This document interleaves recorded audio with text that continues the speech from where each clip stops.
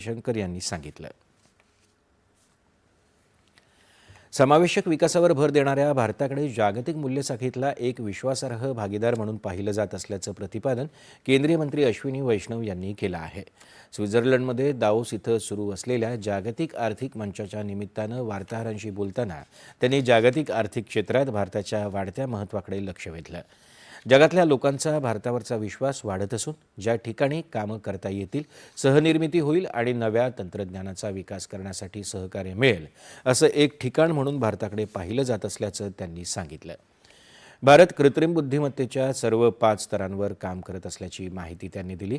AI, आरेखनशास्त्र, application, model, chip, infra आणि ऊर्जा यांचा त्यात समावेश आहे.